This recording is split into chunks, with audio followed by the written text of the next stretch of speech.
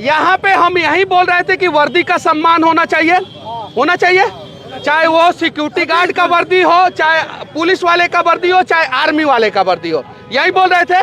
परसों जब हम लोग बैठे थे तब भी डिस्टर्ब कर रहे थे वो, आज जब आए तब भी डिस्टर्ब कर रहे हैं। जब हमको जानकारी नहीं है तो हम बोल लेते हैं, उसके बाद से आप अपनी जानकारी को रख लीजिए, क्या दिक्कत है।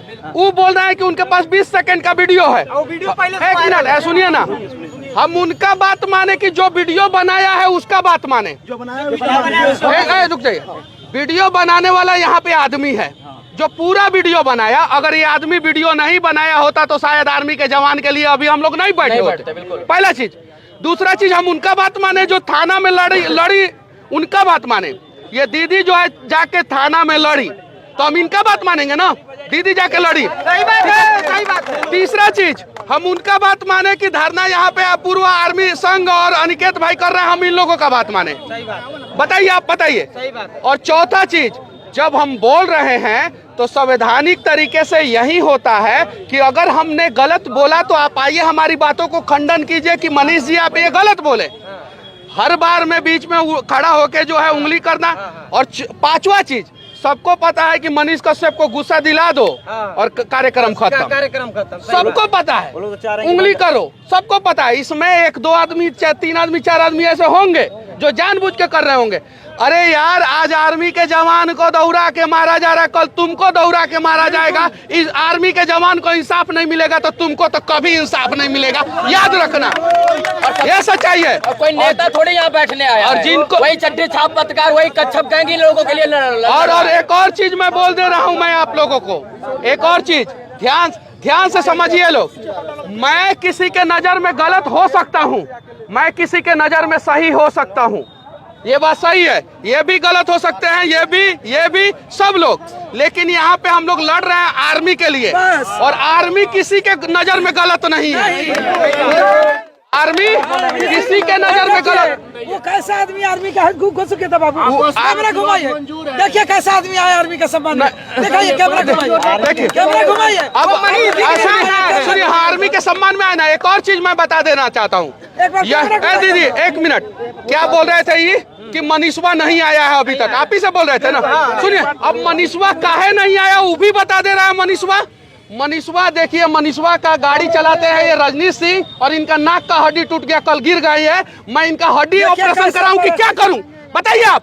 मेरी भी मजबूरी है ना। तो मेरे पिताजी सुनिए, वो पूरा बात सुन लीजिए। उनका नाक का हड्डी टूटा हुआ है, ऑपरेशन हुआ है, उसके बावजूद उनको आज लेके आया हूँ। देखिए उनका, जाके देखिए।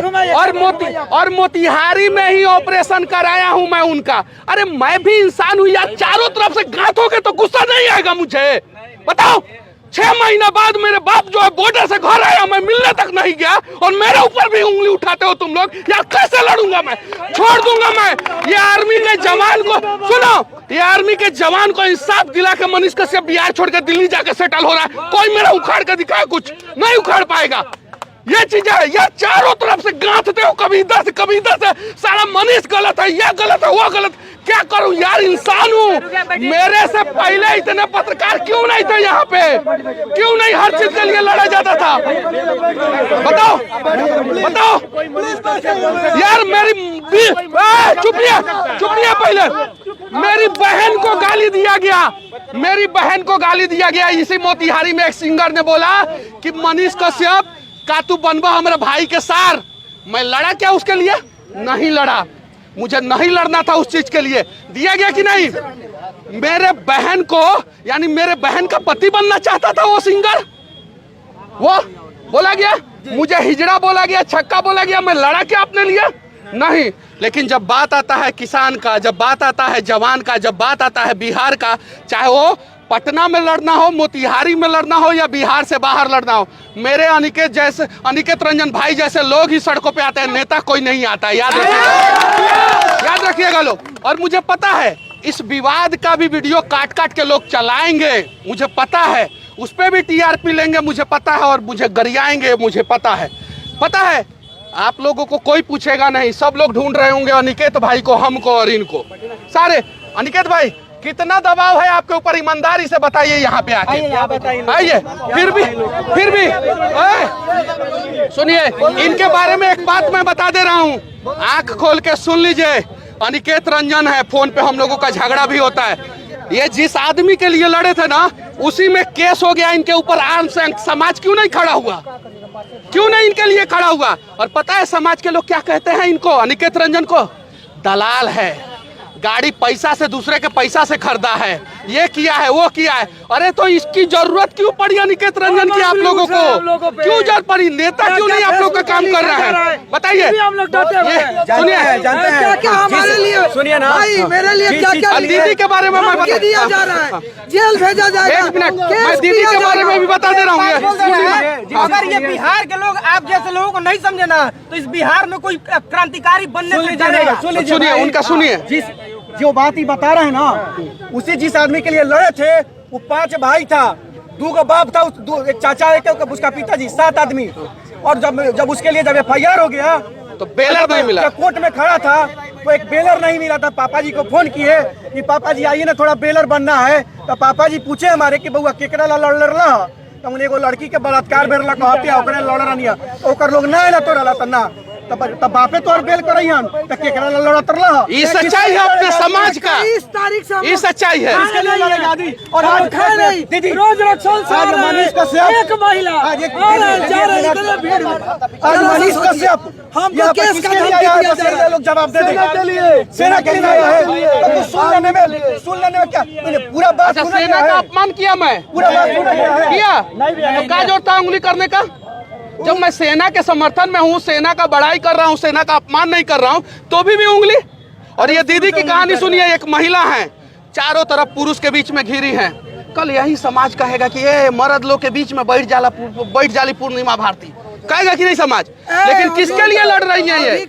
किसके लिए? केस करिए, पुरनका केस उखाड़िए। बताइए, जो सुनिए, चिट्ठी लिख रहा है ना, वही सब थाना में जाके बताइए। तो ये पूर्णिमा भारती का पहले का केस देखिए ना, फिर से केस कीजिए ना, थाना में मत दीजिएगा। मेरा केस खंगाला जाएगा, पूर्णिमा भारती का केस खंगाला जाएगा, अनिकेत रंजन का केस खंगाला जाएगा। उस समय भैया आप संतावना देने के लिए नहीं आइएगा, लेकिन आज जरूर समझाइएगा कि उन्हीं के साथ समस्या होगा तो आपको खोजेंगे, नहीं आएंगे तो गाली भी देंगे। सुनिए, या चाचा, सुनिए, या चाचा, अगर हमारा समाज सिर्फ जागरूक हो जाएगा तो मैं वादा करता हूं कि फिर मनीष कश्यप, अनिकेत रंजन और या पूर्णिमा भारती की जरूरत समाज को नहीं पड़ेगा, और हमारा बिहार जो है ना, वो नंबर 1 राज्य बन जाएगा। अपने सुरक्षित हो जाइएगा। मैं आज से 2 साल पहले मैं अपने सर पे हाथ रख के कसम खा के बोल रहा हूं इस बापू धाम में कि मैं आज से 2 साल पहले सोचा नहीं था कि देश में सबसे ज्यादा फॉलो किया जाने वाला पत्रकार बन जाऊंगा। लेकिन मैंने अपना दिल साफ रखा और लोगों के लिए लड़ता रहा, और आज लोग फॉलो करते हैं। आप लोग भी ईमानदारी पूर्वक लड़ते रहिएगा, आप लोग भी आगे बढ़िएगा और बिहार भी आगे बढ़ेगा। आपको फॉलो करता है रीजन क्या? दूध और पानी को अलग करते हैं, इसलिए आप सच बोलने वाले कई आदमी है बिहार में जो जायज को जायज का, नाजायज को नाजायज। आज आर्मी मैन के साथ कई आदमी खड़ा हुआ, हम ही लोग खड़े हुए हैं। आपने वादा किया है काजल बहन को कि आप रिहाई दिलाएंगे, आपको रोना नहीं है, सब कोई आपके साथ है, मैं आपके साथ हूँ भैया। कोई कुछ भी बोल दे, हमको जानकारी है, हम आपको गवाही देंगे भैया। देखिए भैया, अगर आपके अंदर कमी होगा, हम आपके कमी के साथ नहीं खड़े होंगे। आपके अंदर जो अच्छाई होगा, उस अच्छाई के साथ खड़े हो जाएंगे। अनिकेत भाई के अंदर कमी होगा, उस कमी के साथ नहीं खड़े होंगे, जो अच्छाई होगा अच्छाई के साथ खड़े हो जाएंगे। दीदी के अंदर कमी होगा, उस कमी के साथ नहीं खड़े होंगे, जो अच्छाई होगा अच्छाई के साथ खड़े हो जाएंगे। हम लोग आर्मी के अच्छाई के साथ खड़े हैं, बस आर्मी के जवान को बचाने के लिए खड़े हैं।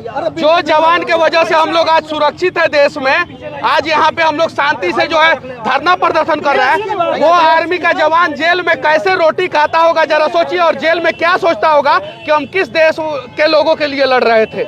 ये चीजें 2 आर्मी के जवान ने सोशल मीडिया पे वीडियो बना के डाला है, 2 आर्मी के जवान, उनके दर्द को समझिए।